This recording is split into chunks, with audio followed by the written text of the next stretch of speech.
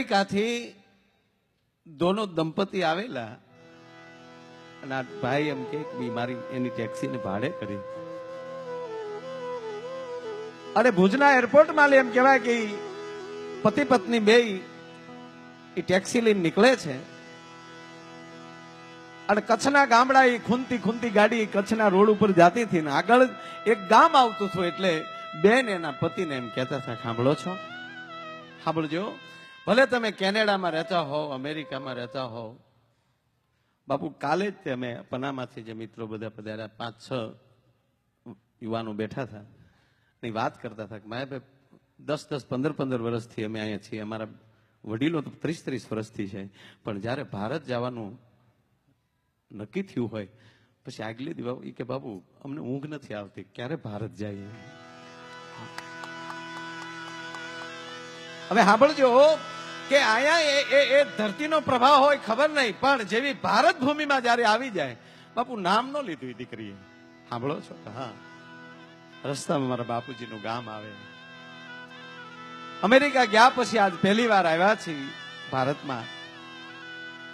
હું મારા બાપુજીને મળી નથી, તો રસ્તામાં જ ગામ આવે તો હાલો ને 5 મિનિટ ઉભા રહેશું, ત્યાં મારા બાપુજીને મળી લઉં. બાપુ એક ભારતની દીકરી બોલે, ઓલો માણસ એમ કહે છે કે મળી લઉં. બાપુ એક ભારતની દીકરી બોલે, ઓલો માણસ એમ કહે છે કે ના, આ વળતી હાંજની ફ્લાઇટમાં પાછું વયું જવાનું છે, આપણી પાસે ટાઈમ નથી.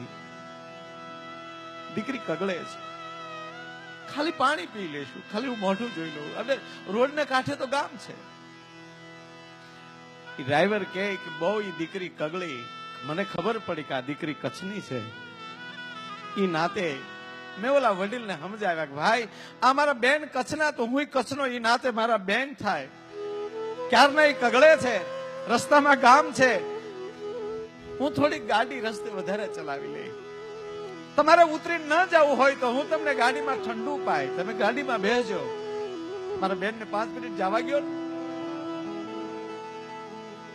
અંતે ભાઈ માને છે. અને વેલજીભાઈ ગજરનું ડ્રાઈવર બાપુ વાત કરે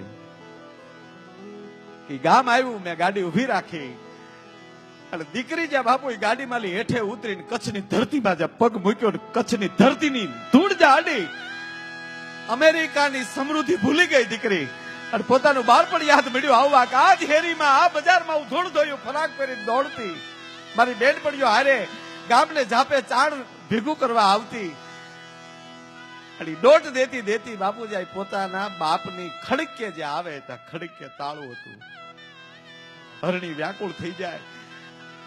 એ પાડોશી પૂછવા પડી, ડેડી ભૂલી ગઈ, પપ્પા ભૂલી ગઈ, મારા બાપુજી ક્યાં ગયા, મારા બાપની ખડકે તાળું કેમ છે? બેટા અમેરિકાથી આવી છો? હા, મારા બાપા મળવું છે. અરે બેટા તું ગયા પછી આયા તો આ કચ્છની ધરતી તને ખબર છે, હાથ વર્ષથી દુકાળ હાલે છે, અને અહીંયા એ બાજુમાં રાહત કામ હાલે, ત્યાં તારા બાપા ચોકડી ખોદવા ગયા છે, રાહત કામમાં ગયા છે. કેટલે છે કે આ ગામના જાપામાં બેટા તળાવ ખોદાય ને ત્યાં છે. ગડગડતી દોડ દીધી દીકરીએ, અને જે જગ્યાએ રાહત કામ હાલતું હતું ત્યાં દીકરીને પોગવું, બાપને છે એ માટીનું તગારું નાખવા માટે એ ધૂળના પાળા ઉપર આવવું, અને આમ જ્યાં પાળા ઉપર લઈ તગારાનો ઘા કરવો, ને હામેલી દીકરીને આવતી જોઈ બાપુ પાઘડીના લીરા બહાર નીકળી ગયેલા હતા. બાપને ઈબડ્યો હરખો કરવા, મારો બાપલિયો આવ્યો, મારો બાપ આવ્યો, મારી દીકરી આવી. આવીને દીકરીને ભેટી ગયો બાપ. થોડીક વાર ઉભી છે દીકરી, પછી કહે છે બાપુજી અહીં નીકળ્યા ને ખાલી મળવું છું તમને. એને ઉતાવળ છે ગાડીમાં, રે ઈ આવ્યો છે? હા, એને ઉતાવળ છે બાપુ, એટલે હું પાછી ફરું છું. આવજો બેટા, મારી ચિંતા ન કરતી હો બેટા. વાત તો બહુ મોટી, મેં ટૂંકી કરી નાખું છું વાત.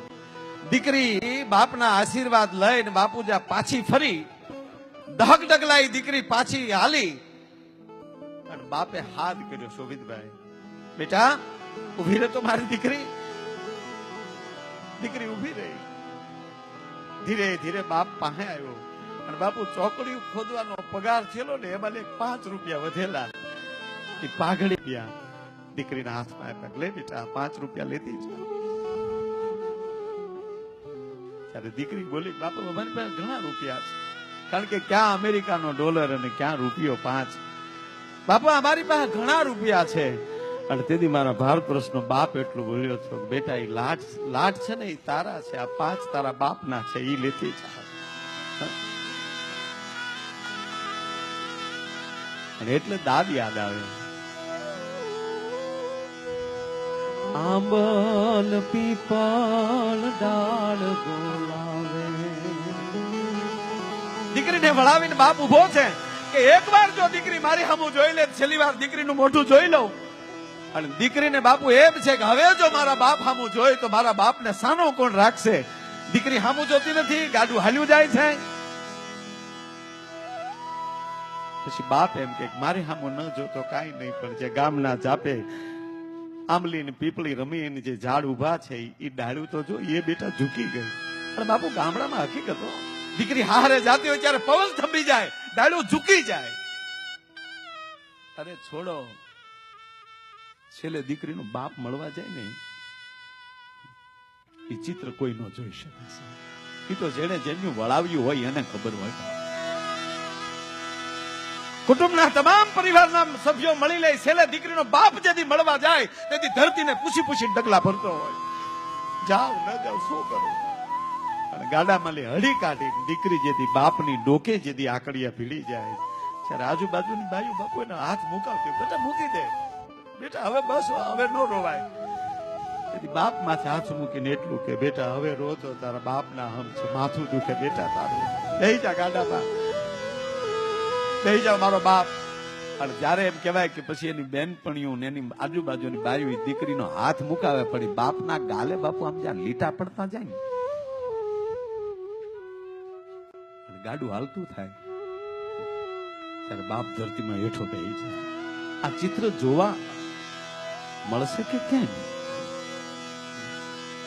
અત્યારે બાપુ આ સિટીમાં, મોટા સિટીમાં ઘણી જગ્યાએ દીકરી વળાવતા એટલે બાપ તો સહજ રડે ને. એટલે બાપ રડતો હોય ને ત્યાં દીકરી ઓલી કાંસ ઉતારીને એમ કે પપ્પા રડોમાં ને તમે રડશો તો મને રડાઈ જશે, તો મારો મેકઅપ બધો વયો જશે. અરે તારા મેકઅપ ને દિહવાળી હે. ઈ આંબલ પીપળ ડાળ બોલાવે, બેટા એક વાર હમું જો, પણ ધુબકા દેતી હેજજે ધરામાં, ધુબકા દેતી એજી ધુબકા દેતી એજજે ધરામાં, એ આજગારો અણહરો કાળજા ફેરો કાઢતો મારો, ગાંઠથી ચૂટી ગયો કાળજા ફેરો કાઢતો.